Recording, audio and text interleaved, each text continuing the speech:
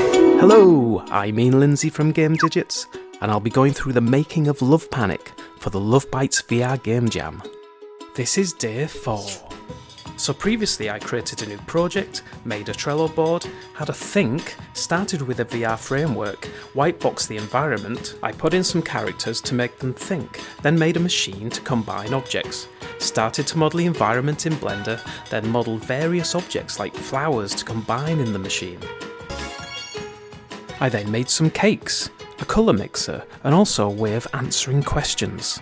I then implemented and tested the overall structure of the game. So on day 4, I focused on making the main character in the game, Hearty McHeartface. I modelled him in Blender, and as his name suggests, he literally has a heart for a face. I started with a default bone structure I already had, and modelled a new mesh to fit around the existing bones. I then coloured and textured him, and added 3 blend shapes for the mouth so that can be used with salsa so I can lip sync it with the audio. Next up are the lady characters the player is trying to impress using the Love Machine. As with the main character, I started with an existing bone structure and modelled out the body and then textured it. I wanted various characters in the game, but time was tight, so I modelled the head in different sections. I modelled different mouths and added the blend shapes to be used with Salsa's lip syncing. I then modelled different noses and ears which all fit together to a common piece in the middle of the head. Also different hair pieces which could be fitted on top in a modular way. I then put them together in a Unity tool that coloured and combined the various sections to give various characters. However, at some point, I ended up with Eddie Izzard. For the final stage of the game, I wanted to increase the difficulty and also fit with the stages of love theme of the jam. So I added 3 kids to the game, where the player needs to fill all of their hearts. And this is done by catering for their demands, still using the Love Machine.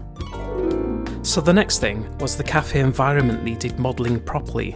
As the logic of the game was in and playable, it's time to turn the temporary white box scenes into actual final graphics.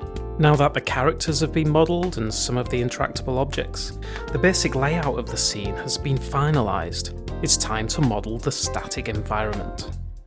As it's a single room, I've modelled it as one mesh, keeping it quite low poly but highly detailed with the textures. I use Blender to model the environment and use a texture atlas with a collection of subtextures inside of it. These subtextures are all the same size, so I can use texture arrays in Unity, so I can tile these subtextures across the surfaces, giving a very high resolution. This means I have just one material for the whole static environment, which increases the performance and reduces the draw calls, while having detailed textures on the surfaces. I then modelled a table as a separate object. This is repeated in the scene, and this uses the same texturing method, using the same atlas images as the rest of the scene. Same goes for the lamps hanging off the ceiling, modelled as a separate object, but still using the same material so it can be statically batched in Unity. And here's the final cafe model, all textured and light mapped. At this stage, it's quite satisfying to see the temporary boxes become a more final environment. However, at this stage, there's still one more thing that needs modelling: the Love Machine. For this, I still model it in Blender. However, as it's a dynamic object made up of movable pieces, I use Substance Painter to texture it. This is because it's dynamic and will always be drawn as separate draw calls in Unity. It's also smaller in size than the environment, and it will be dynamically lit, so it will take advantage of the unique texture maps that Substance Painter creates, such as ambient occlusion and the normal maps, when it's rendered in Unity. The workflow I use here is that I create a colour channel in Blender for the vertices, and then colour different parts of the mesh using the Vertex Paint mode. Then when importing the model into Substance Painter, I set the ID map to use the vertex colours, and then apply different materials to different parts of the model. So that was day 4, which was mostly modelling and texturing the elements in the game.